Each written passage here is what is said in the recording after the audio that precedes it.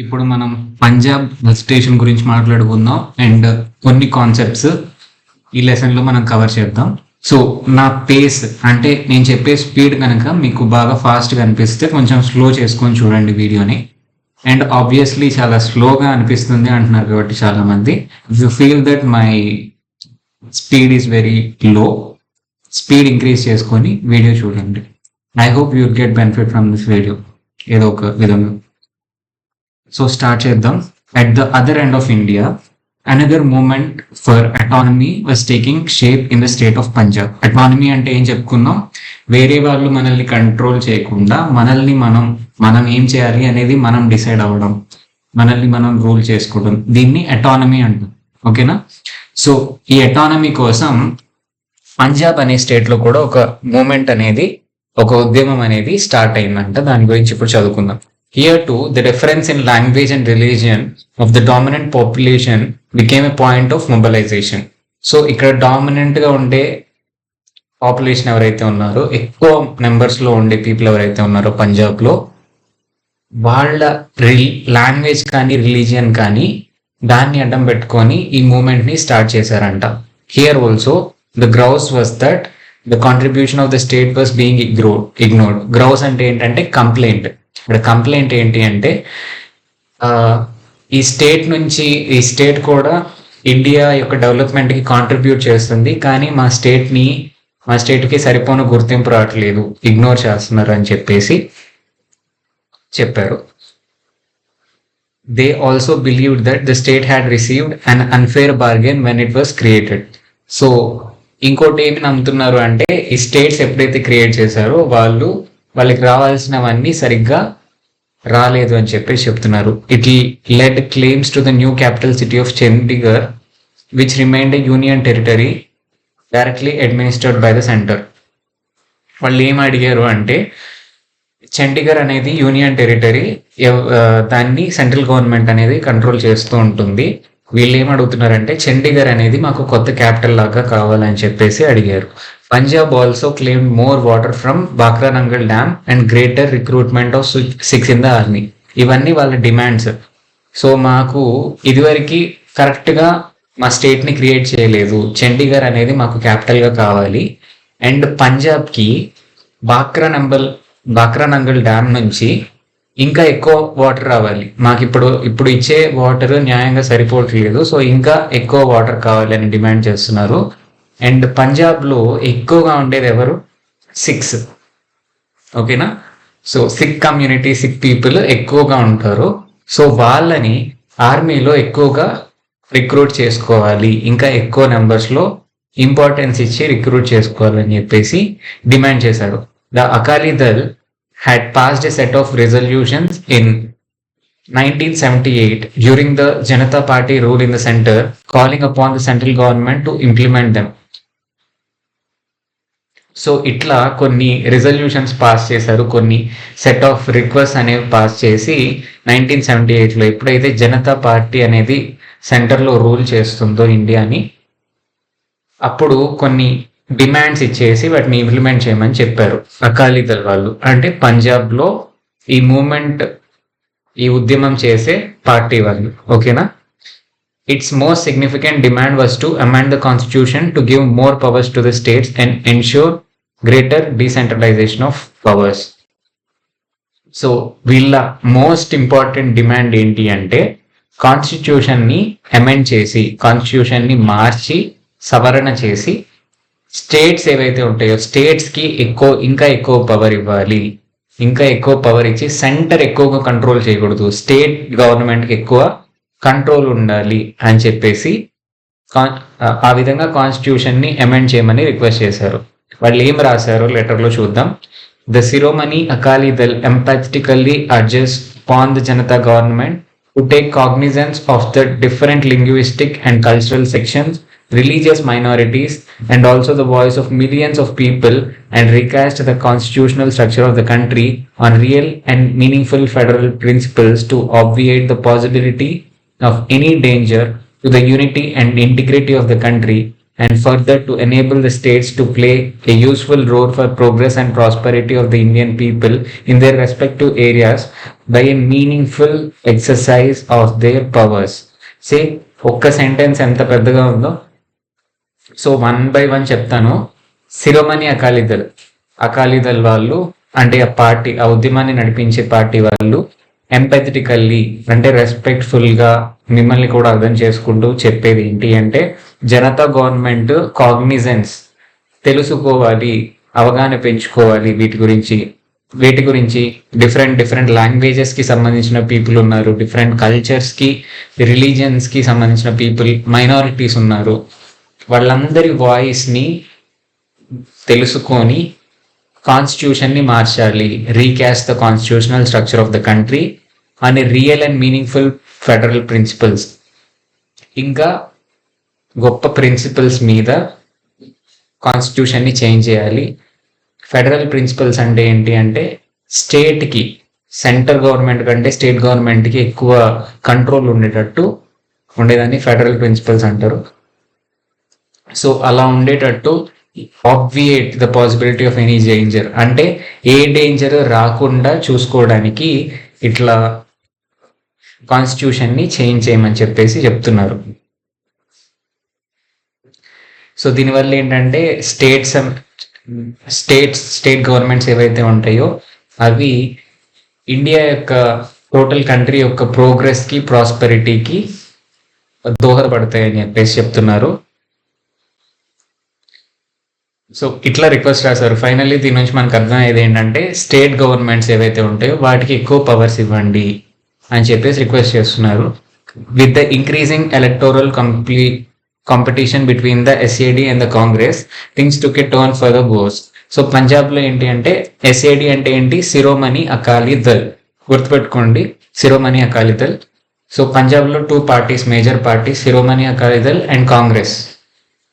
ఈ కాంపిటీషన్ బాగా పెరిగే కొంది ఈ సిచ్యువేషన్స్ ఏవైతే ఉన్నాయో అవి ఇంకా దారుణంగా తయారైనాయంట. The dismissal of Akali government and the return of Congress in 1980 only added to already surcharged atmosphere and the feeling that the Sikhs were being discriminated against. So ఇప్పుడు ఆంధ్రప్రదేశ్లో ఎట్లా అయితే ఎన్టీఆర్ గారిని డిస్మిస్ చేసేసి వేరే అతన్ని అపాయింట్ చేశారో, అట్లానే ఇక్కడ కూడా పంజాబ్ లో అకాలీదళ్ గవర్నమెంట్ ని డిస్మిస్ చేసి కాంగ్రెస్ 1980లో పవర్లోకి వచ్చింది. సో దీని నుంచి పీపుల్ ఏం ఫీల్ అయ్యారంటే, ఇక్కడ కూడా పాలిటిక్స్ లో కూడా డిస్క్రిమినేట్ చేస్తున్నారు సిక్స్ ని అని చెప్పేసి అనుకున్నారు. A series of onward incidents followed, increasing the alienation or distance between Sikhs and the central government. ఇట్లాంటి ఇన్సిడెంట్స్ చాలా జరిగినాయంట. దీనివల్ల ఏంటి అంటే, సెంట్రల్ గవర్నమెంట్ అంటే రెస్పెక్ట్ అనేది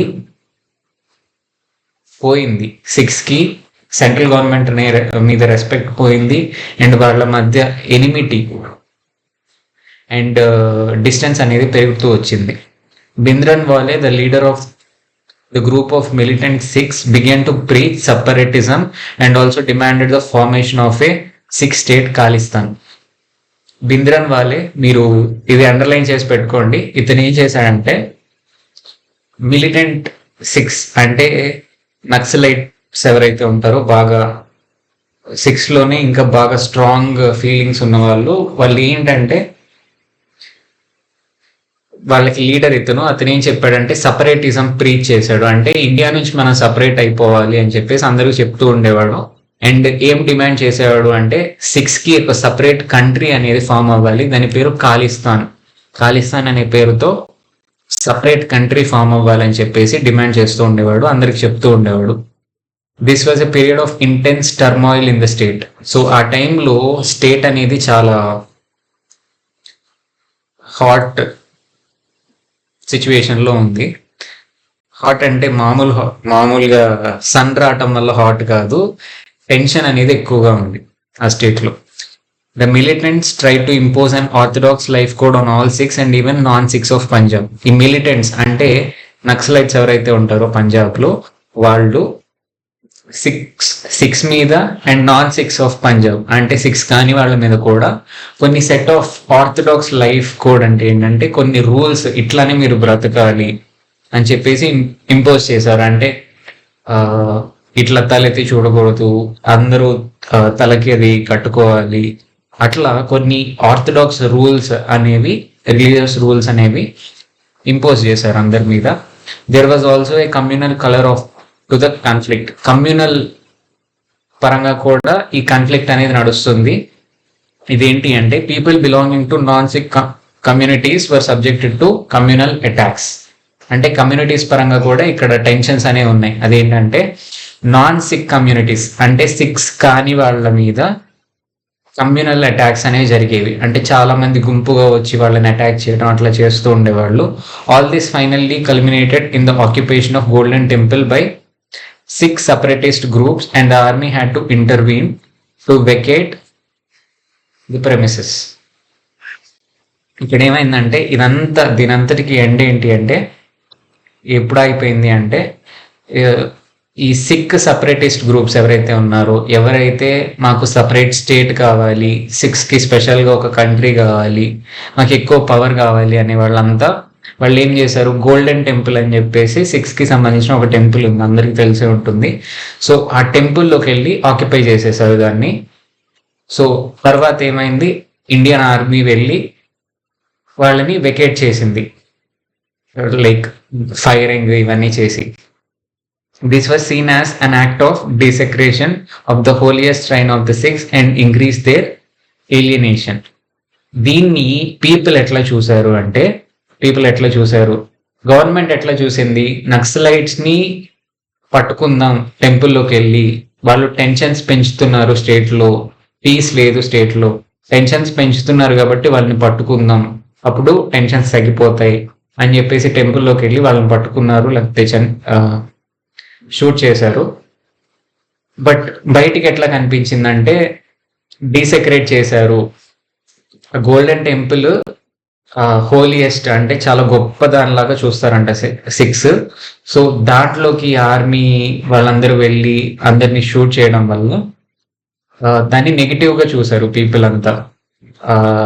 రెస్పెక్ట్ తీసేశారు, ఆ టెంపుల్ని అపవిత్రం చేశారు అని చెప్పేసి అనుకున్నారు. సో దీని రిజల్ట్ ఏ ఫాలోఅవుట్ అంటే దీని కాన్సిక్వెన్స్ ఏంటి అంటే ఏ fallout of all this was the assassination of the prime minister Indira Gandhi in 1984. So ఇది చేపించింది ప్రైమ్ మినిస్టర్ ఇందిరాగాంధీ కాబట్టి ఆమెని చంపేశారు. ఓకేనా, సమ్మన్ మర్డర్డ్ హర్, దాన్నే అసాసినేషన్ అంటాం. 1984లో ఇందిరాగాంధీ చనిపోయారు. This was followed by రయోట్స్ especially in Delhi, in which thousands of Sikhs were attacked, murdered and their properties destroyed. So ఇంకా ఢిల్లీలో ఏమైంది, ఇట్లా ఇందిరాగాంధీని చంపేస్తారా, ప్రైమ్ మినిస్టర్ని చంపేస్తారా అని చెప్పేసి రయోట్స్ అనేవి పీపుల్ అంటే ఇందిరాగాంధీని సపోర్ట్ చేసే పీపుల్ ఎవరైతే ఉన్నారో వాళ్ళు సిక్స్ మీద దాడి చేయడం మొదలుపెట్టారు. ఓకేనా, సిక్స్ మీద అటాక్ చేసి వాళ్ళని మర్డర్ చేసి వాళ్ళ ప్రాపర్టీస్, హౌసెస్ ఇవన్నీ డిస్ట్రాయ్ చేయడం, కార్స్ డిస్ట్రాయ్ చేయడం ఇట్లా చేశారు. The administration seem to do little to stop the violence. So అప్పుడు గవర్నమెంట్, ప్రైమ్ మినిస్టర్ చనిపోయాడు, సో ఆ గవర్నమెంట్ అనేది అన్స్టేబుల్గా ఉంది. అండ్ ఆ అన్స్టేబుల్గా ఉన్న గవర్నమెంట్ కానీ పోలీస్ కానీ ఎవరు ఆ వైలెన్స్ని, ఆ మర్డర్స్ని, అటాక్స్ని ఇవి స్టాప్ చేయడానికి ఏమీ చేయలేదంట, చాలా తక్కువ చేశారు అని చెప్పేసి చెప్తున్నారు. After Rajiv Gandhi became the prime minister, he held talks with SAD and entered into an agreement with Sun Langoval, the SAD president. So Indira Gandhi చనిపోయిన తర్వాత Rajiv Gandhi became the prime minister and SAD అంటే శిరోమణి అకాలీ దళ్తో టాక్స్ అనేవి నడిపి ఒక అగ్రిమెంట్కి వచ్చారు. ఎవరితో, సంత్ లంగోవాల్ అనే అతను SADకి ప్రెసిడెంట్ అంటే హెడ్, అతనితో ఒక అగ్రిమెంట్కి వచ్చారు. Through fresh elections were held in Punjab and SAD won them. Peace was short-lived as Longowal was assassinated by the militants. So వాళ్ళు ఏం అగ్రిమెంట్కి వచ్చారు అంటే, అప్పుడు కాంగ్రెస్ పార్టీ ఉంది అని చెప్పేసి చెప్పుకున్నాం కదా, పంజాబ్లో పవర్లో ఉంది అని చెప్పుకున్నాం కదా, ఫ్రెష్ ఎలక్షన్స్ మళ్ళీ కండక్ట్ చేశారు. అప్పుడు ఎస్ఏడి విన్ అయింది. కానీ పీస్ అనేది అంటే సిక్సే పరిపాలించుకుంటున్నారు, అంత హ్యాపీగానే ఉంది. But that is short live, కొంతకాలమే హ్యాపీగా ఉన్నారు. ఎందుకంటే మిలిటెంట్స్ నక్సలైట్స్ ఎవరైతే ఉన్నారో వాళ్ళు ఆ లంగోవాల్ అనే అతన్ని అసాసినేట్ చేశారు. మళ్ళీ టెన్షన్స్ అనేవి మొదలైనాయి. So in April 1986 an assembly at the Akali Takht made a declaration for an independent state of Khalistan. So ఇక్కడ 1986 ఏప్రిల్లో ఏం జరిగిందంటే అకాల్ తఖ్త్ అనే ఒక ప్లేస్ లో గ్రూప్ ఆఫ్ పీపుల్ వచ్చి ఇది ఒక ఇండిపెండెంట్ స్టేట్, ఇది పంజాబ్ కాదు, ఇది ఒక ఇండిపెండెంట్ స్టేట్, ఇది ఖాళిస్తాన్ మేము చెప్పేస్తున్నా అని చెప్పేసి అట్లా చెప్పారు. Several groups claiming to be fighters for an independent state formed armed detachments and engaged in terrorist activities. So ఇట్లా సెవెరల్ గ్రూప్స్ ఆఫ్ పీపుల్ మేము ఫైటర్స్ అని చెప్పేసి ఇండిపెండెంట్ స్టేట్ కోసం ఫైట్ చేస్తున్నా అని చెప్పేసి టెర్రరిస్ట్ యాక్టివిటీస్ చేయడం మొదలు పెట్టారు. The government of India claimed that these groups were actively supported by the government of Pakistan. Indian government ఏం చెప్పిందంటే ఈ గ్రూప్స్ ని పాకిస్తాన్ గవర్నమెంటే యాక్టివ్గా సపోర్ట్ చేస్తూ, అంటే వాళ్ళకి వెపన్స్, గన్స్ ఇవన్నీ ప్రొవైడ్ చేస్తూ వాళ్ళని ఎంకరేజ్ చేస్తుందని చెప్పేసి చెప్పారు. This was a decade of violence and conflict in Punjab. So ఆ డెకేడ్ మొత్తం కూడా పంజాబ్ లో టెన్షన్స్, వైలెన్సే జరుగుతూ ఉంది. The period of insurgency saw clashes of Sikh militants with the police as well as with the other religious groups. So ఇక్కడ ఆ decade మొత్తం ఏం జరుగుతాయి అంటే గొడవలు అయినప్పుడల్లా సిక్ మిలిటెంట్స్ ఎవరైతే ఉన్నారో, టెర్రరిస్ట్ ఎవరైతే ఉన్నారో, నక్సలైట్స్, వాళ్ళు పోలీస్తో ఫైట్ చేయడం, లేకపోతే వాళ్ళు పంజాబ్లో ఉండే వేరే రిలీజియస్ గ్రూప్స్ ఎవరైతే ఉంటారో, హిందూస్ కానీ ముస్లిమ్స్ కానీ, వాళ్ళతో ఫైట్ చేయడం జరుగుతూ ఉండేది. Journalist, politicians, artist and activist who did not conform to militant approved behavior were killed. So ఆ నక్సలైట్స్ కి తగ్గట్టు నడుచుకొని వాళ్ళు ఎవరైతే ఉంటారో వాళ్ళు జర్నలిస్ట్ కానివ్వండి, పొలిటీషియన్స్ కానివ్వండి, ఆర్టిస్ట్ కానివ్వండి, యాక్టివిస్ట్ కానివ్వండి, వాళ్ళందరినీ కూడా మర్డర్ చేసేవాళ్ళు. there were indiscriminate attacks designed to cause extensive civilian casualties. So indiscriminate అంటే అసలు కొంచెం కూడా మంచి చెడు ఆలోచించకుండా నార్మల్ పీపుల్ ఎవరైతే ఉంటారో, సివిలియన్ పీపుల్, వాళ్ళని చంపేయటానికి అటాక్స్ చేస్తూ ఉండేవాళ్ళు. అంటే బాంబ్స్ పెట్టడము. ఫర్ ఎగ్జాంపుల్ ఇక్కడ చెప్తున్నారు డీరైలింగ్ ట్రైన్స్, అంటే ట్రైన్ వెళ్తూ ఉంటే ఆ రైలు పట్టాలు ఏవైతే ఉంటాయో వాటిని కట్ చేసిన, బెండ్ చేసిన ఏమవుతుంది, ట్రైన్ మొత్తం పడిపోయి దాంట్లో ఉన్న వాళ్ళందరూ లైక్ చనిపోవడము, వాళ్ళకి వూండ్స్ రావటము అట్లా ఉంటుంది కదా. సో ఎక్స్ప్లోడింగ్ బాంబ్స్ ఇన్ మార్కెట్స్లో బాంబ్స్ పెట్టడము, రెస్టారెంట్స్లో బాంబ్ పెట్టడము, ఇట్లా ఢిల్లీకి పంజాబ్కి మధ్యలో ఉన్న చాలా ప్లేసెస్లో ఇట్లా బాంబ్స్ అటాక్స్ అనేవి చేస్తూ ఉండేవాళ్ళు. దీనివల్ల చాలా మంది నార్మల్ పీపుల్ చనిపోతూ ఉండేవాళ్ళు. In 1991 alone, about 1,000 people were killed. 1991లో కూడా ఒక్క ఇయర్లోనే 1,000 పీపుల్ వీటి వల్ల చనిపోయారంట. The militants were also engaged in large scale kidnapping and extortion to raise funds for their work. So ఈ మిలిటెంట్స్ కానీ నక్సలైట్స్ కానీ ఎవరైతే ఉన్నారో వాళ్ళకి చాలా మనీ కావాలి కదా, వాళ్ళు ఫుడ్ తినాలి, వాళ్ళు గన్స్ కొనుక్కోవాలి, వీటన్నిటికీ మనీ కావాలి. ఆ మనీ కోసం వాళ్ళు ఏం చేసేవాళ్ళు అంటే కిడ్నాప్ చేసి మనీ డిమాండ్ చేయడము. అండ్ ఇప్పుడు మనం మూవీస్లో చూస్తూ ఉంటాం, ఒక మార్కెట్కి వెళ్ళి బెదిరించి లాక్కుంటూ ఉంటారు మనీ, రౌడీస్ వాళ్ళంతా. సో దాన్ని ఎక్స్టార్షన్ అంటాం. సో ఇట్లా కిడ్నాపింగ్, ఎక్స్టార్షన్ ఇవన్నీ చేసేవాళ్ళు మనీ తెచ్చుకోవడానికి. All this gradually alienated from the masses of Punjabi people, including Sikhs. ఇట్లా ఒక టెర్రరిస్ట్ గ్రూప్స్ లాగా ఫామ్ అయ్యారు. దీనివల్ల ఏమైందంటే సిక్స్లో కూడా నార్మల్ పీపుల్ ఉంటారు కదా, they just want to be happy and peaceful. So వాళ్ళకు కూడా వీళ్ళంటే ఇష్టం అనేది తగ్గిపోయింది. They are just troubling common people అనేది వాళ్ళకి ఒక మైండ్లో పడిపోయి పంజాబీ పీపుల్ సిక్స్ ఎవరైతే ఉన్నారో వాళ్ళందరికీ వీళ్ళంటే ఇష్టం అనేది పోయింది అండ్ వాళ్ళు సపరేట్ అయిపోయారు కామన్ పీపుల్ నుంచి. Now it is easy to find them out and remove them. So, over a period of time, effective police action broke down the militancy, and as public sympathy declined rapidly, peace finally returned to Punjab by the end of 1990s. అంటే 2000 year కల్లా normal స్టేట్లోకి వచ్చింది, relaxed peaceful స్టేట్లోకి Punjab అనేది వచ్చింది. ఎట్లా అంటే అట్లా separate అయిపోయారు కదా Punjabi people, six and militants separate అయిపోయారు.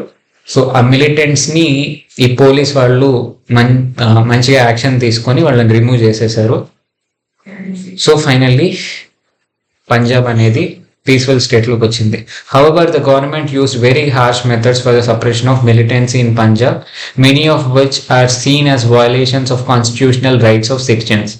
సో కాన్స్టిట్యూషనల్ రైట్స్ ఉంటాయి కదా, right to freedom, right to speech, ఇట్లా ఇవన్నిటిని వీటిని వయలేట్ చేసే వేస్లో ఈ పంజాబ్ ఇష్యూని డీల్ చేసిందంట government. Many observers felt that such violations of constitutional rights and human rights were justified as the constitutional machinery was on the edge of collapse due to militant activity. చూసే వాళ్ళందరూ ఏమన్నారు అంటే constitutional rights కానీ human rights కానీ పక్కన పెట్టారు, కొంతసేపు violate చేశారు, కానీ అది తప్పులేదు. ఎందుకంటే అసలు కాన్స్టిట్యూషనే క్వశ్చన్ అయ్యే పరిస్థితిలో వచ్చింది.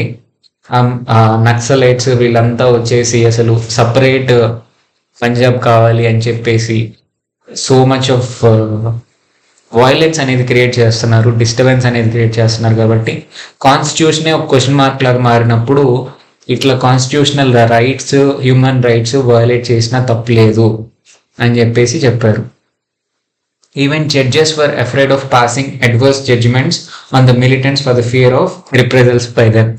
సో ఆఖరికి లా కూడా భయపడింది ఆ నక్సలైట్స్కి. నక్సలైట్స్ ఆర్ మిలిటెంట్స్ అంటాము, వాళ్ళకి లా కూడా భయపడింది. జడ్జెస్ కూడా సీరియస్ జడ్జిమెంట్స్ పాస్ చేయలేకపోయారు, ఎందుకంటే కరెక్ట్ జడ్జిమెంట్ ఇస్తే వాళ్ళు మళ్ళీ నన్ను ఏమైనా చేస్తారనే భయంతో అట్లా చేస్తూ ఉండేవాళ్ళు. Other observers felt that such use of extra constitutional powers by the state cannot be justified, and in the long run it would strengthen undemocratic tendencies in the polity. ఇంకొంతమంది ఏం ఫీల్ అయ్యారంటే స్టేట్ గవర్నమెంట్కి ఎక్కువ power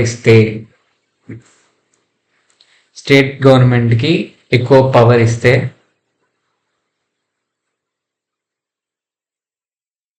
undemocratic tendencies అంటే state గవర్నమెంట్లో అన్డెమోక్రటిక్గా ఆలోచించి issues create చేసే chance ఉందని చెప్పేసి చాలామంది ఫీల్ అయ్యారు. What was the role of anti Sikh riots of Delhi in 1984 in fuelling Sikh separatism and extremism? So anti Sikh riots అనేవి జరిగినాయి అని చెప్పుకున్నాం కదా, ఇందిరాగాంధీని మర్డర్ చేసినప్పుడు యాంటీ-సిక్ రైట్స్ అనేవి జరిగినాయి. దాంట్లో చాలా మంది సిక్స్ని కిల్ చేయడము, వాళ్ళ ప్రాపర్టీస్ని డిస్ట్రాయ్ చేయడము, వాళ్ళని అటాక్ చేయడం ఇట్లా చేశారు కదా.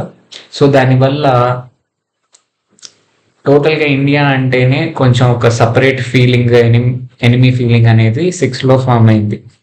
Compare the similarities and differences between Assam and Punjab moments.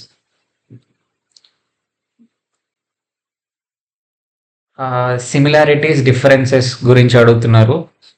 What kind of challenges did they pose to our political system?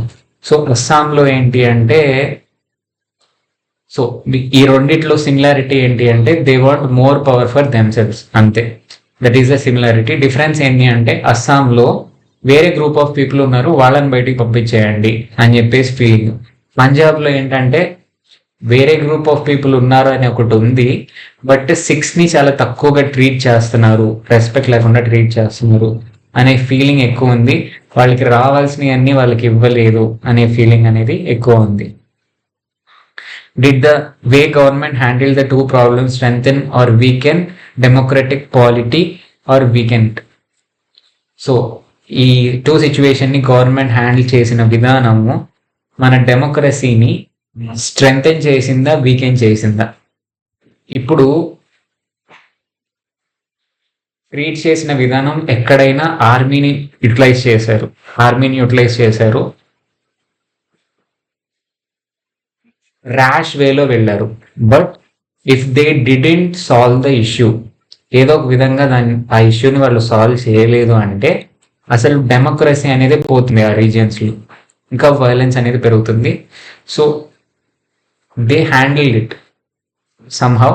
So democracy is establish there అని చెప్పేసి మనం చెప్పొచ్చు. నెక్స్ట్ది new initiatives in Rajiv Gandhi ఎరా.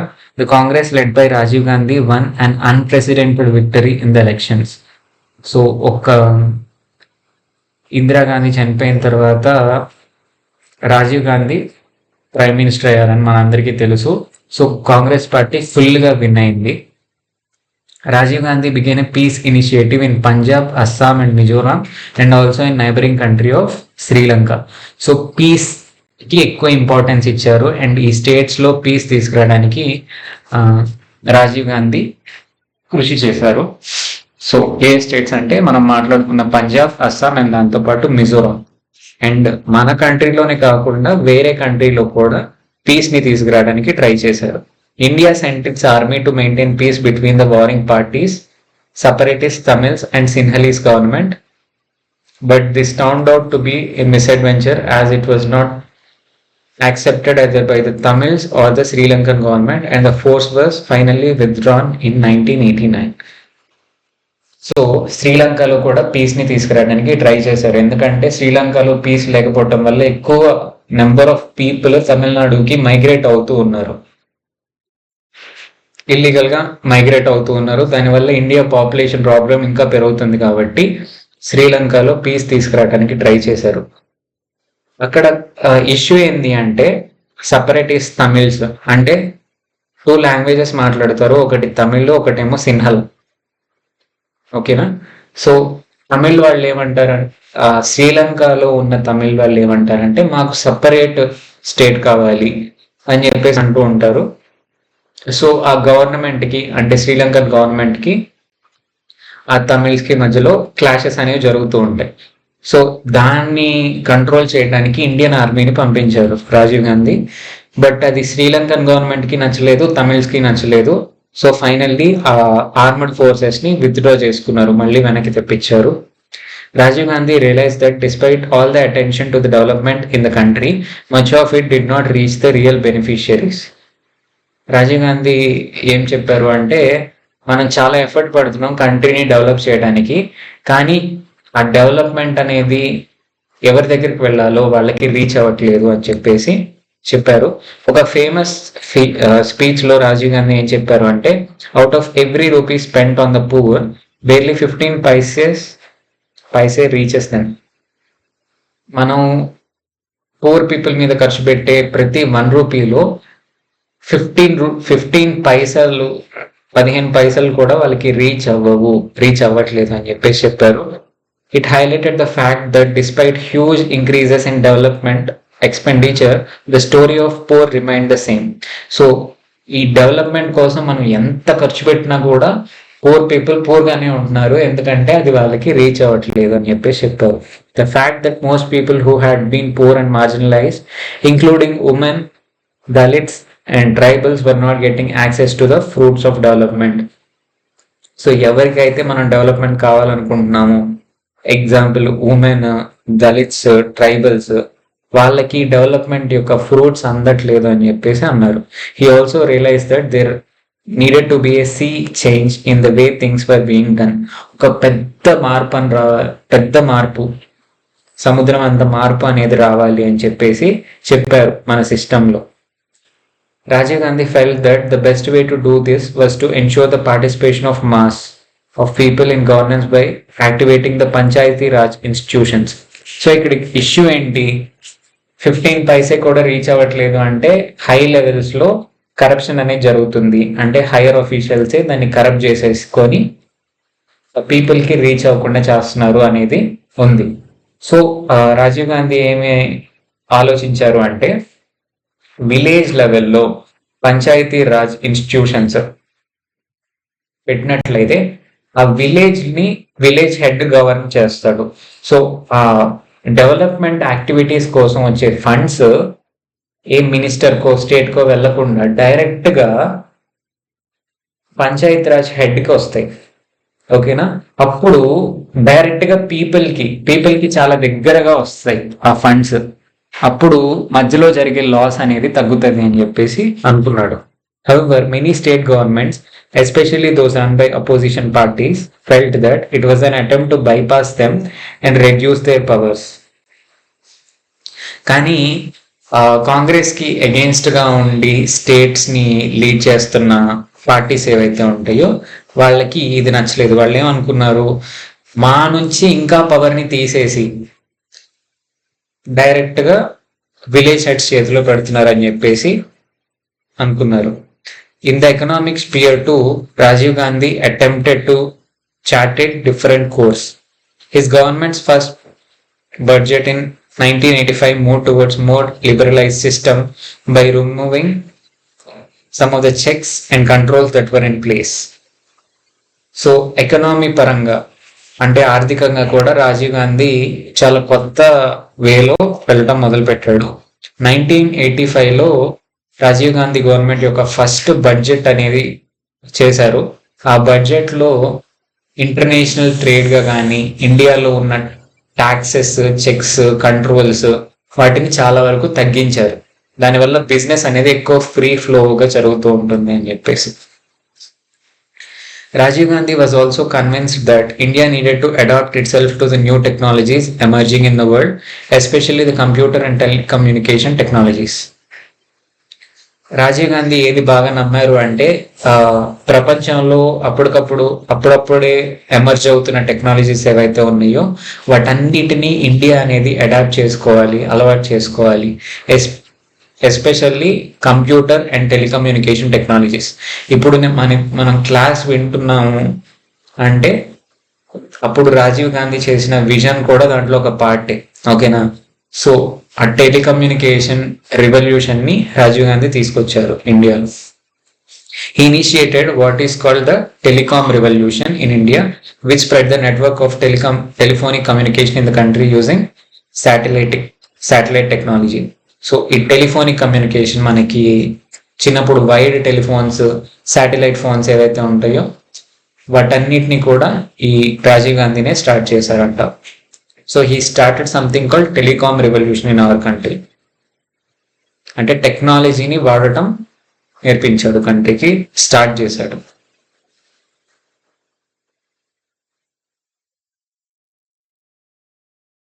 సో నెక్స్ట్ టాపిక్ ఏంటి అంటే rise of communalism and corruption in high places after the horrors of partition.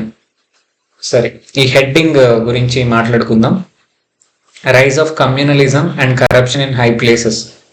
Corruption in high places అంటే high power ఎక్కువ ఉన్న వాళ్ళు ఎవరైతే ఉన్నారో వాళ్ళు బాగా కరప్ట్ అయిపోవటాన్ని కరప్షన్ ఇన్ హై ప్లేసెస్ అంటాం. కమ్యూనలిజం అంటే ఏంటి? కమ్యూనలిజం అనే పదం ఇప్పటి వరకు మనం చాలాసేపు విన్నాం. దీని మీనింగ్ ఏంటి అంటే కమ్యూనిటీ, ఒక విలేజ్ ఉందనుకోండి, దాంట్లో డిఫరెంట్ కమ్యూనిటీస్ ఉంటారు, డిఫరెంట్ క్యాస్ట్ ఆఫ్ పీపుల్ ఉంటారు. సో ఆ క్యాస్ట్ పరంగా డివైడ్ అయిపోయి మనం అంతా ఒకటి, వేరే వాళ్ళు మన వాళ్ళు కాదు అనే ఫీలింగ్ ని కమ్యూనలిజం అంటాం. ఓకేనా? పొలిటీషియన్స్ కూడా క్యాస్ట్ ని, రిలీజియన్ ని వాడుకోవడాన్ని కమ్యూనలిజం అంటాం. అంటే పీపుల్ని సపరేట్ చేయడం, పీపుల్ సపరేట్ అవ్వటాన్ని కమ్యూనలిజం అంటాం. కమ్యూనిటీని బట్టి వాళ్ళు బాగునైన క్యాస్ట్, రిలీజియన్ వీటిని బట్టి సపరేట్ అవ్వటాన్ని కమ్యూనలిజం అంటాం. సో నెక్స్ట్ మాట్లాడుకుందాం. After the horrors of partition there had been some attempt to keep religion away from the active and formal political sphere. So మామూలు పాలిటిక్స్ పార్టిషన్ యొక్క హారర్స్. ఏం partition? India Pakistan partition లో జరిగిన horrors మనకు అందరికీ తెలుసు. So many people were killed and displaced అని చెప్పేసి మనం చదువుకున్నాం. అంటే ఒక ప్లేస్ నుంచి అక్కడ ఉన్న హిందూస్ ని తరిమేసి ఇక్కడికి పంపించారు, ఇక్కడ ఉన్న ముస్లిమ్స్ ని ఇక్కడ ఉండనివ్వకుండా తరిమేశారు పాకిస్తాన్ కి.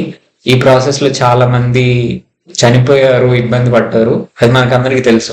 ఈ హారర్స్ అన్ని చూసిన తర్వాత రిలీజియన్ అనే దాన్ని పాలిటిక్స్ లో చాలా వరకు తగ్గించేశారు, ఎవరు వాడట్లేదు. కానీ This period, however, saw the emergence of new kind of political mobilization which had communal outtones. So religion ని చూడకపోయినా ఇక్కడ కమ్యూనల్ ఓవర్టోన్స్ అనే కమ్యూనిటీ పరంగా పీపుల్ ని సపరేట్ చేసి దాని ద్వారా గొడవలు పెట్టి దాని ద్వారా పొలిటికల్ బెనిఫిట్ ని పొందడానికి ట్రై చేశారు politicians. This use of religion for political purposes and the partisan role of government was going led to disastrous consequences which would raise question marks on the issue of national unity and integrity. So ఇట్లా religion ని political purposes కి వాడుకోవడం and partisan role of government అంటే people ని విడగొట్టాలి అని ఆలోచించే government వల్ల డిజాస్టర్స్ కాన్సిక్వెన్సెస్ అనేవి వచ్చే అవకాశం ఉంది అని చెప్పేసి అనుకున్నారు. అండ్ కొన్ని క్వశ్చన్స్ అనేవి వచ్చినాయి, అసలు వీళ్ళు ఇట్లా పొలిటీషియన్స్ ఇట్లా ఉన్నారు, కమ్యూనిటీస్ పరంగా క్యాస్ట్ పరంగా డివైడ్ చేస్తున్నారు, రిలీజియన్ పరంగా పాలిటిక్స్ చేస్తున్నారు, దీనివల్ల నేషనల్ యూనిటీ అండ్ ఇంటిగ్రిటీ దెబ్బతింటుందా అనే ఒక క్వశ్చన్ అనేది ఏర్పడింది. ఓకేనా, నెక్స్ట్ ఇది టాపిక్ కంటిన్యూ చేసే ముందు ఇది లెటర్ చదువుదాం. The prime ministers apology. This is based on the communal యాంటీసిక్ rights in Delhi అని మాట్లాడుకున్నాం కదా, దానికి సంబంధించిన letter. The prime ministers apology. Doctor Manmohan Singh statement in Rajya Sabha. రాజ్యసభలో డాక్టర్ మన్మోహన్ సింగ్ గారు ఏం చెప్పారు అంటే 4,000 people were killed in the great national tragedy that took place in 1984. 1984లో జరిగిన ఈ పెద్ద ట్రాజడీ వల్ల more than 4,000 people చనిపోయారు. This should be an occasion for introspection. How working together as a united nation can we find new pathways to ensure that such ghastly tragedies never again take place in our country. This should be an occasion for introspection. ఇట్లా 4,000 people చనిపోయారు, ఇప్పుడు మనం కూర్చొని అసలు మనం ఏం చేస్తున్నామని ఆలోచించాలి. ఇంట్రోస్పెక్షన్ అంటే మనల్ని మనం క్వశ్చన్ చేసుకోవడం. ఓకేనా, మనల్ని మనం క్వశ్చన్ చేసుకోవాలి. How working together as a United nation అంటే యునైటెడ్ మొత్తం ఇండియా అంతా ఒక్కటే అనే దాంతో వర్క్ చేస్తూ అనే ఫీలింగ్తో వర్క్ చేస్తూ can we find new pathways, కొత్త దారులు వెతకాలి. ఎందుకు ఇట్లాంటి సిచ్యువేషన్స్ ఇట్లాంటి సీన్స్ మళ్ళీ ఇండియాలో మళ్ళీ మన కంట్రీలో రిపీట్ అవ్వకుండా ఉండాలి అంటే ఏమేమి దారులు ఉన్నాయో ఇప్పుడు మనం వెతకాలని చెప్పేసి చెప్పారు. I have no hesitation in apologising not only to the Sikh community but the whole Indian nation, because what took place in 1984 is the negation of concept of nationhood and what is enshrined in our constitution. So Manmohan Singh ఏం చెప్తున్నారు అంటే నేను apologise చేస్తున్నాను అంటే sorry చెప్తున్నాను sick కమ్యూనిటీకే కాదు, ఇక్కడ ఎక్కువగా ఎఫెక్ట్ అయింది ఎవరు సిక్సే. సో కేవలం సిక్ కమ్యూనిటీకే కాదు, ఇండియాలో ఆల్ ఇండియన్స్కి ఆల్ ఇండియన్ పీపుల్కి నేను అపాలజీస్ చెప్తున్నాను. ఎందుకంటే 1984లో జరిగింది ఏంటి అంటే మనందరం ఒకే నేషన్ అనే ఫీలింగ్కి అగెయిన్స్ట్గా జరిగింది.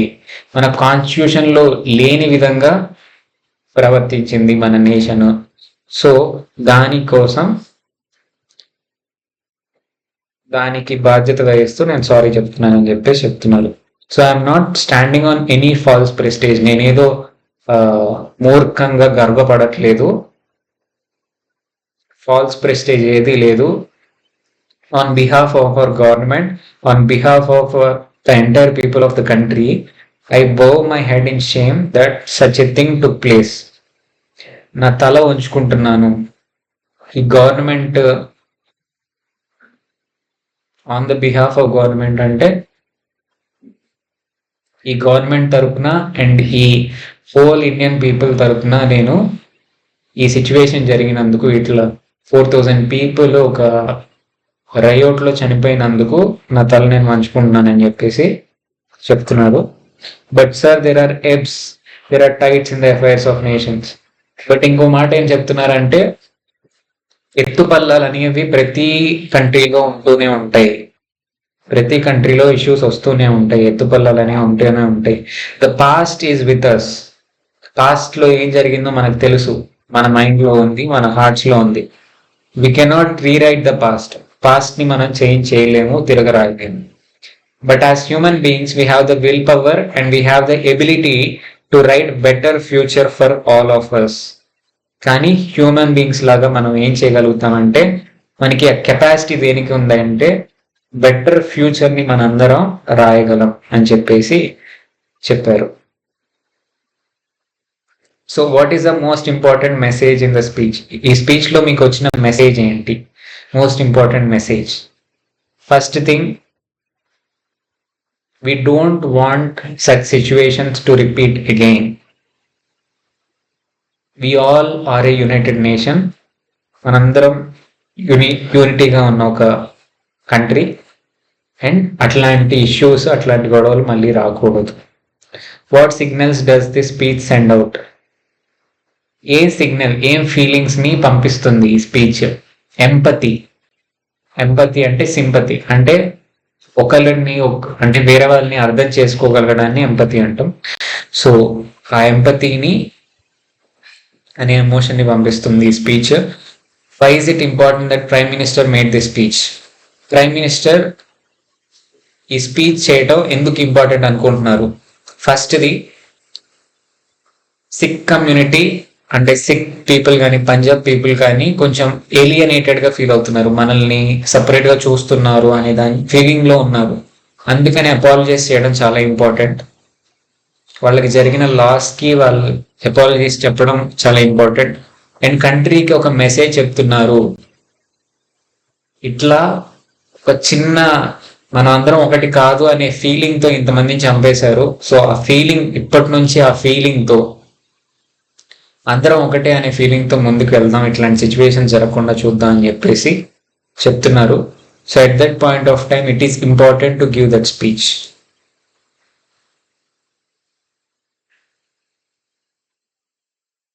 ఓకే, నెక్స్ట్ కంటిన్యూ చేద్దాం. In 1985 the Supreme Court passed a judgment on a case filed by Shah Bano, who had been divorced by her husband, ordering that she should be paid maintenance by her ex-husband. So Shah Bano అనే ఒక ఆమె supreme కోర్టుకి వెళ్ళి 1985లో supreme కోర్టుకి వెళ్ళి ఏం చెప్పింది అంటే, నన్ను మా హస్బెండ్ డైవర్స్ చేశారు, సో అతను నాకు మెయింటెనెన్స్ కట్టాలి ప్రతి నెల అని చెప్పేసి డిమాండ్ చేశారు. While the progressive Muslims welcomed the decision, others protested against the judgment, saying that it went against Islamic law. So court ఏం తీర్పిచ్చింది ఆ కేసులో అంటే, మెయింటెనెన్స్ పే చేయాల్సిందే ఆమెకి అని చెప్పేసి తీర్పించింది. సో ఈ డెసిషన్ ని ప్రోగ్రెసివ్ ముస్లిమ్స్ అంటే మోడర్న్ గా ఆలోచిస్తూ కొత్త డెసిషన్స్ ని ఒప్పుకునే ముస్లిమ్స్ వెల్కమ్ చేశారు ఈ డెసిషన్ ని. కొంతమంది దాన్ని ప్రొటెస్ట్ చేశారు, ఇస్లామిక్ లాకి అగేన్స్ట్ గా ఉంది అని చెప్పేసి ప్రొటెస్ట్ చేశారు. And that if it was allowed then there may be further interference in the religious life of the community.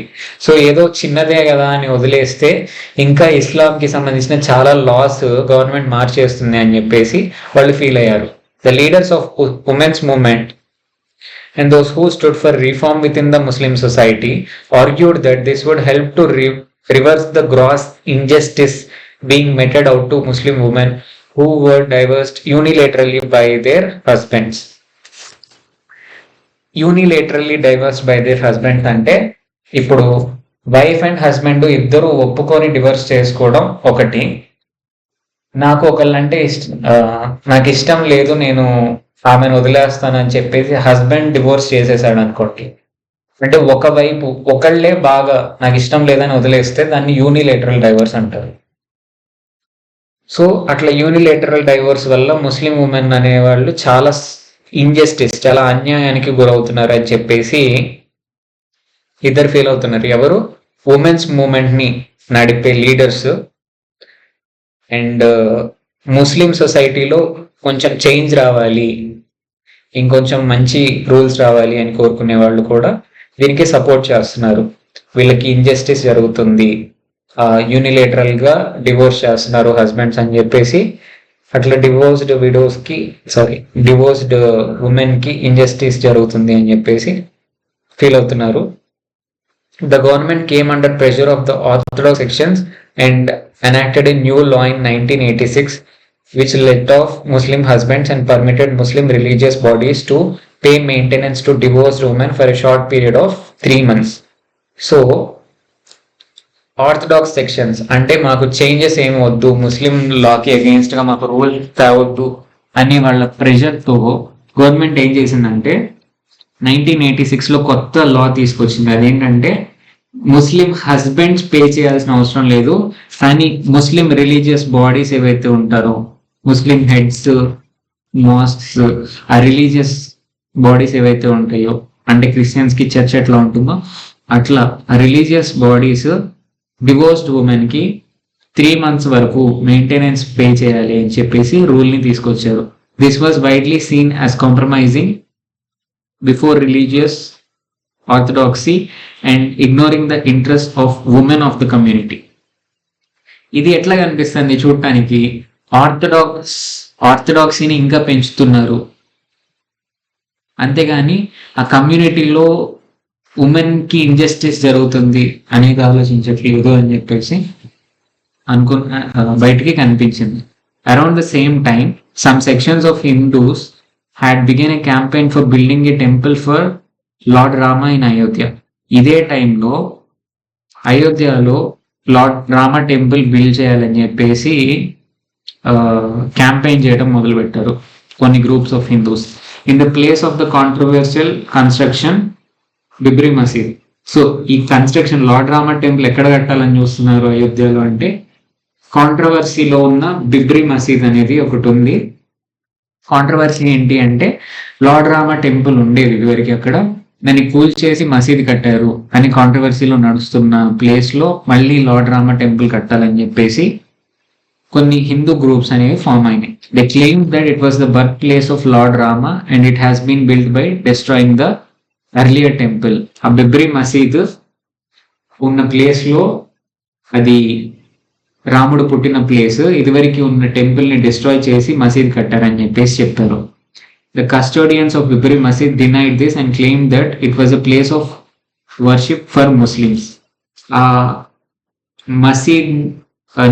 మసీద్ యొక్క అథారిటీస్ ఏం చెప్పారు అంటే, అట్లా ఇదివరకు ఏం టెంపుల్ లేదు, ఇది కేవలం ముస్లిమ్స్ వర్షిప్ చేసుకునే ప్లేస్ అని చెప్పేసి చెప్పారు. This place had been under dispute for some time and the court had ordered it to be kept closed except 1 day in an year till the final decision was taken. So చాలా రోజులు ఈ dispute అనేది, గొడవ అనేది కొనసాగుతూనే ఉంది. So court అనేది ఏం ఆర్డర్ చేసిందంటే, ఈ మసీద్ ని క్లోజ్ చేసి ఉంచాలి, కేవలం ఇయర్ లో 1 day మాత్రమే ఓపెన్ చేయాలి అని చెప్పేసి చెప్పారు. In 1986, the court ordered that the mosque might be kept open on all days and allow Hindus to perform worship on daily basis. So next 1986 లో ఏం చెప్పారంటే, మీరు రోజు మసీద్ ని ఓపెన్ చేయొచ్చు అండ్ హిందూస్ ని కూడా వర్షిప్ చేసుకోవడానికి రోజు అలౌ చేయాలి అని చెప్పేసి చెప్పారు. It was widely believed that this could happen only because the central government approved of this decision. Central government ఈ డెసిషన్ ని అప్రూవ్ చేసింది కాబట్టి ఇది జరిగిందని చెప్పేసి అందరూ నమ్మారు. This opening up of the temple helped those groups who wanted to convert the mosque in to temple to mobilise a large number of people. So అప్పటి వరకు కేవలం మసీద్ లాగే ఉండేదాన్ని ఇప్పుడు టెంపుల్ లాగా కూడా వెళ్ళి హిందూస్ కూడా వర్షిప్ చేయొచ్చు అని చెప్పారు. కాబట్టి ఇదివరకు చిన్న గ్రూప్ గా ఉన్న హిందూస్ ఎవరైతే దాన్ని రాముడు బర్త్ ప్లేస్ అని చెప్పేసి ప్రోపగాండా చేశారో, వాళ్ళు ఇంకా ఎక్కువ పీపుల్ కి అది చెప్పడం మొదలు పెట్టారు. ఎక్కువ పీపుల్ ని మొబిలైజ్ చేసి తీసుకురావడం మొదలు పెట్టారు. To many observers it appeared that the established political parties were losing popularity among people. ఇట్లా బయట చూసే వాళ్ళకి ఏమర్థం అవుతుందంటే, ఎస్టాబ్లిష్డ్ పొలిటికల్ పార్టీస్ అంటే టాప్ పొలిటికల్ పార్టీస్ ఏవైతే ఉంటాయో కంట్రీలో, అవి పాపులారిటీని తగ్గిపోతుంది. ఫర్ ఎగ్జాంపుల్ కాంగ్రెస్ యొక్క పాపులారిటీ డిఫరెంట్ స్టేట్స్ లో ఎట్లా తగ్గిపోయిందో మనం చూస్తూనే ఉన్నాం. సో అట్లా మేజర్ పార్టీస్ యొక్క పాపులారిటీ అనేది కామన్ పీపుల్లో తగ్గిపోతూ వచ్చింది. Large number of popular movements were emerging over a number of issues under non political leaderships. So ఇంకా కొత్త ఉద్యమాలు అనేవి స్టార్ట్ అవుతూ వచ్చినాయి నాన్ పొలిటికల్ లీడర్స్తో. అంటే పాలిటిక్స్లో లేని వాళ్ళు లీడర్షిప్లో ఉద్యమాలు అనేవి స్టార్ట్ అవటం మొదలుపెట్టినాయి. Large farmers producing for market were fighting for better prices for agricultural products and greater subsidy for inputs like diesel, fertilizers and electricity. So farmers, large farmers అంటే ఎక్కువ ల్యాండ్స్ ఉన్న ఫార్మర్స్ బెటర్ ప్రైజెస్, వాళ్ళు create చేసిన agricultural products, వాళ్ళు పండించిన పంటలకి ఎక్కువ prices రావాలి అండ్ వాళ్ళకి కావాల్సిన డీజిల్ కానీ ఎలక్ట్రిసిటీ కానీ సీడ్స్, ఫర్టిలైజర్స్ కానీ తక్కువ రేటుకి సబ్సిడీతో ఈ గవర్నమెంట్ ఇవ్వాలి అని చెప్పేసి ఉద్యమం చేయడం మొదలుపెట్టారు, డిమాండ్ చేయడం మొదలుపెట్టారు. The farmers of UP and Haryana agitated under the leadership of Mahendra Singh Tikait. So UP and హర్యానాకి సంబంధించిన ఫార్మర్స్ మహేంద్ర సింగ్ టికాయత్ యొక్క లీడర్షిప్లో యాజిటేషన్ చేయడం అంటే ఉద్యమం చేయడం స్టార్ట్ చేశారు. Well farmers of Maharashtra were fighting under the leadership of Sharad Joshi. ఓకేనా, ఇతని లీడర్షిప్ లో ఫైట్ చేయడం మొదలుపెట్టారు. In many states, movements of Adivasis and farmers against displacement by development projects like dams and mines were also building up. ఇంకా కొన్ని states లో ఈ dams తెలుసు కదా, బాక్రా నంగల్ డ్యామ్, సర్దార్ సరోవర్ డ్యామ్, ఇట్లా మీరు వినే ఉంటారు డిఫరెంట్ డ్యామ్స్. ఈ ప్రాజెక్ట్స్ వల్ల డిస్ప్లేస్ అవుతారు. అంటే అక్కడ ఇదివరకు నివసించే పీపుల్ ని వేరే ప్లేస్కి వెళ్ళిపోమని చెప్తూ ఉంటుంది గవర్నమెంట్. వాళ్ళు ఉద్యమం చేయడం స్టార్ట్ చేశారు. అట్లానే ట్రైబల్ పీపుల్ ఫారెస్ట్ లో మైన్స్ దొరికినాయి, గోల్డ్ ఉంది, అది ఉంది అని చెప్పేసి మైనింగ్ చేయటానికి అక్కడున్న పీపుల్ ని పంపించేస్తూ ఉంటారు. సో ఆ పీపుల్ కూడా ఉద్యమం చేయడం స్టార్ట్ చేశారు. The observers felt that this decline in popularity led the national political parties to pander to religious feelings in both Hindu and Muslim communities so as to retain their support in elections. So వాళ్ళ popularity తగ్గిపోయే కొంది major parties ఏం చేసినాయంటే ఈ పీపుల్ని separate చేసి వాళ్ళ oats తెచ్చుకోవడానికి try చేసినాయి. అంటే ఒక పార్టీ వాళ్ళు ఏమో నేను హిందూస్ ఎక్కువ సపోర్ట్ చేస్తానంటే హిందూస్ అందరూ వాళ్ళకి ఓటేస్తారు. అట్లానే ఇంకో పార్టీ నేను ముస్లిమ్స్ కి బాగా సపోర్ట్ చేస్తానంటే ముస్లిమ్స్ అందరూ వాళ్ళకి ఓటేస్తారు. కాబట్టి ఇట్లా సపరేటిస్ట్ గా పాలిటిక్స్ అనేవి నడవటం మొదలుపెట్టినాయి. However it weakened the secular fabric of Indian polity and made way for a rise of communal politics in the following decade. Secular India అనేది సెక్యులర్ కంట్రీ, అంటే రిలీజియస్ క్యాస్ట్, రిలీజియస్ బేస్ మీద separation అనేది ఉండదు అని చెప్పేసి మన constitution లో ఉంటుంది. కానీ పాలిటిక్స్ అనేవి ఇప్పుడు దాన్నే పట్టుకున్నాయని చెప్పేసి చూస్తున్నాం. Around the same time charges have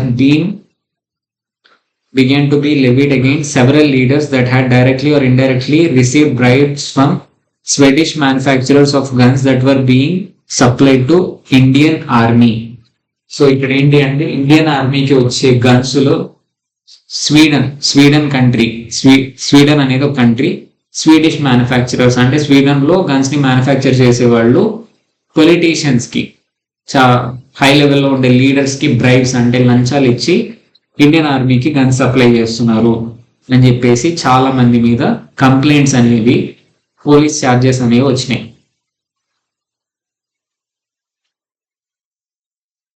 so even though these charges cannot be proved clearly, అంటే ఇవన్నీ ప్రూవ్ అవ్వకపోయినా కూడా ఫార్మర్ మినిస్టర్స్ ఆఫ్ క్యాబినెట్ అంటే ఇదివరకు గవర్నమెంట్ లో క్యాబినెట్ లో ఉన్న మినిస్టర్స్ తో ఒక క్యాంపెయిన్ అనేది స్టార్ట్ చేశారు విపిసి.